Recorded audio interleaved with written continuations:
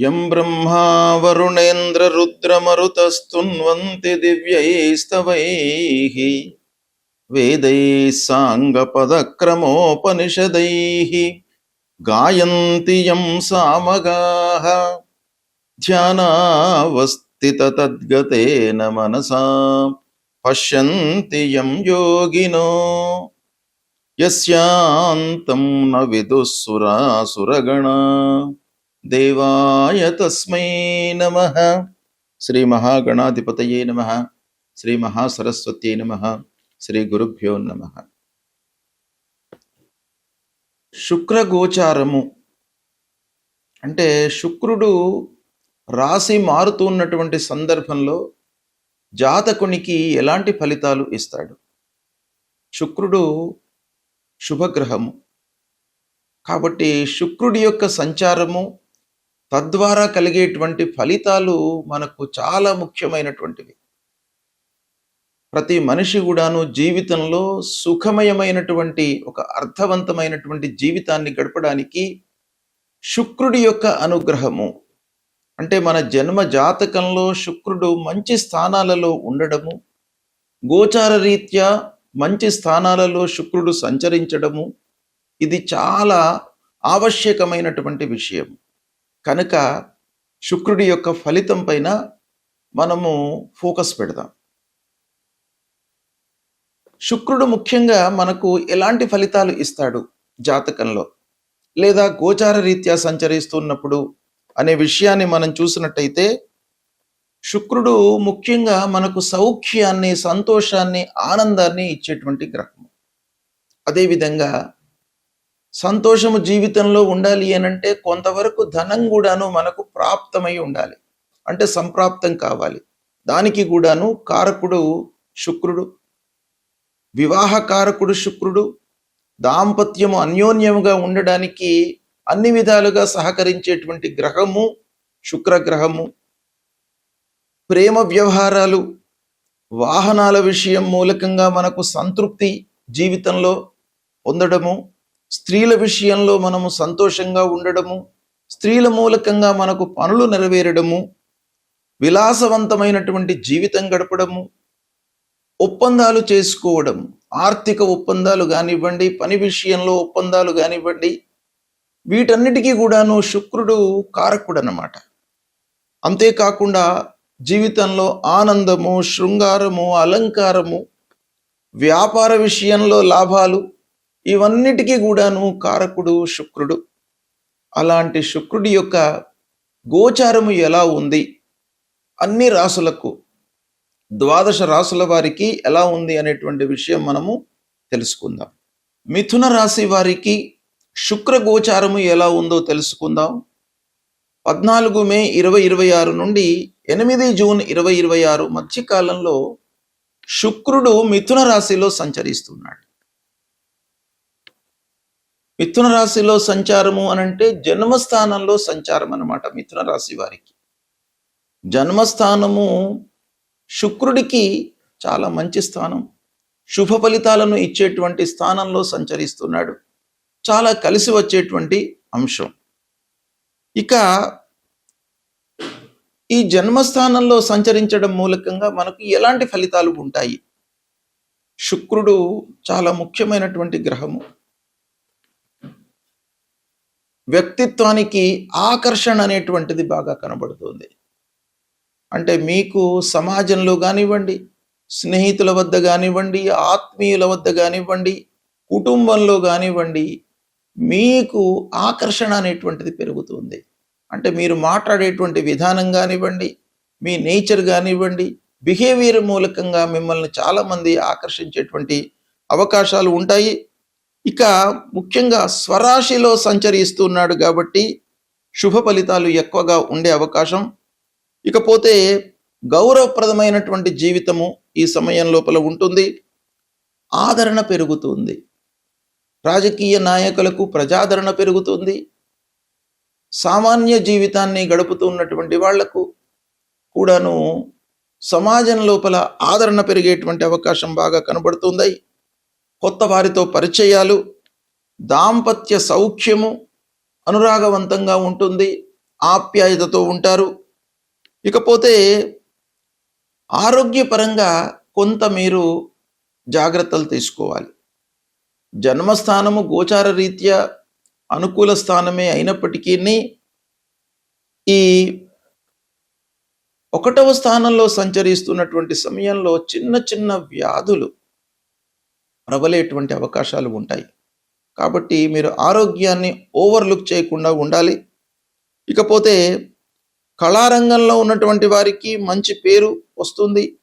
Media రంగంలో ఉన్నటువంటి వారికి, రచనా రంగంలో ఉన్నటువంటి వాళ్లకు, సాహిత్యవేత్తలకు, ఉపాధ్యాయులకు, ఇలాంటి రంగాలలో ఉన్నటువంటి వారికి కొత్త అవకాశాలు వచ్చే సమయం ఇది.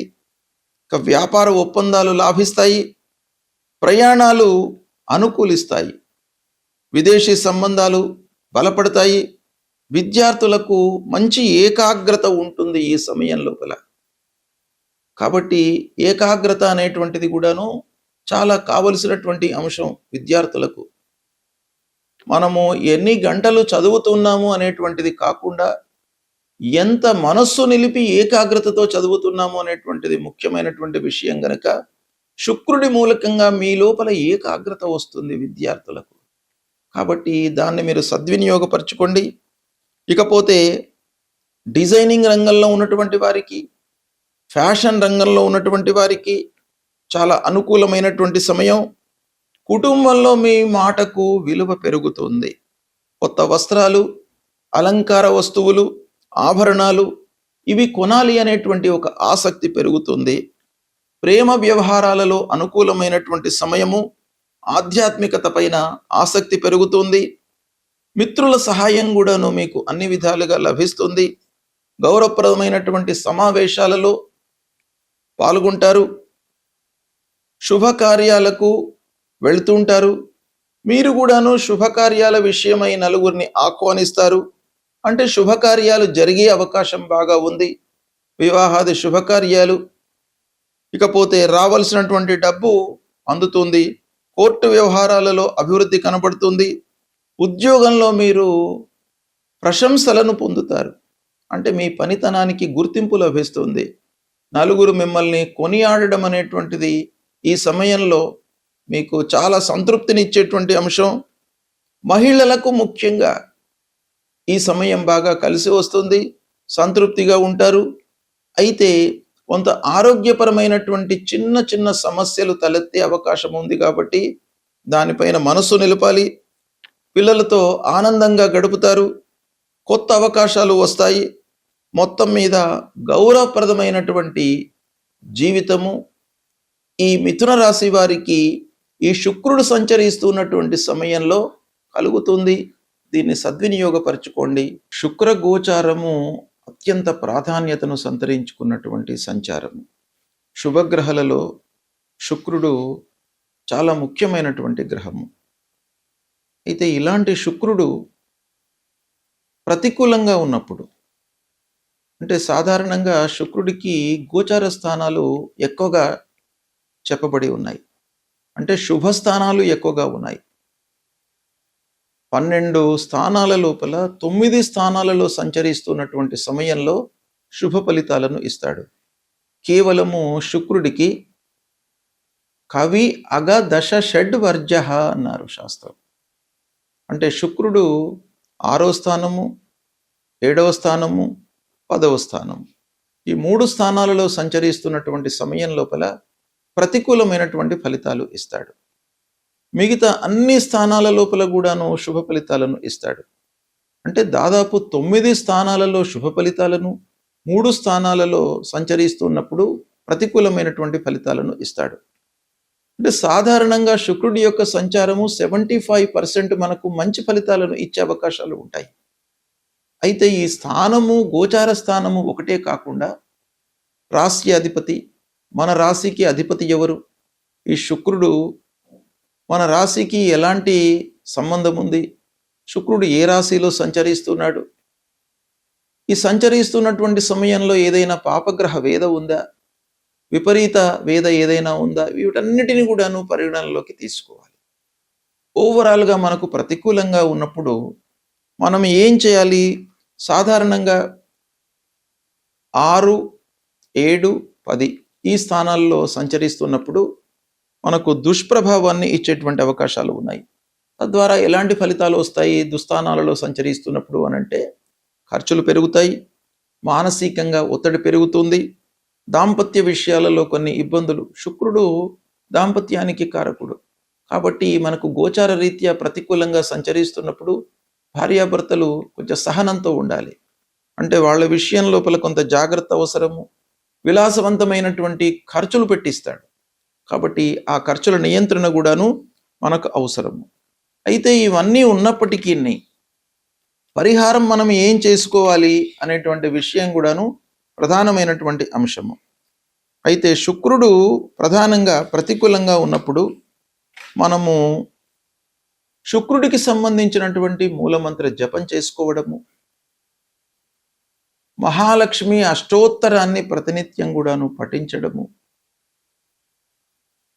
అమ్మవారిని పూజించడము, అమ్మవారి దేవాలయానికి వెళ్ళడము, ఇలాంటివి చేసినట్టయితే మీకు శుక్రుడి యొక్క అనుగ్రహం లభిస్తుంది.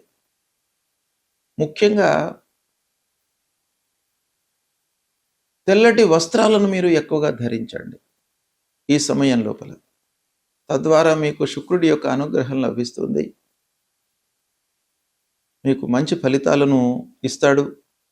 కనుక భగవంతుణ్ణి మనము స్మరించడము, కీర్తించడము, పూజించడము ఈ సమయం లోపల చాలా అవసరము. అది చేయండి. శుక్రుడు మీకు ప్రతికూలంగా ఉన్నప్పటికీ ఆనందమయమైనటువంటి జీవితాన్ని ఇస్తాడు. శుభం.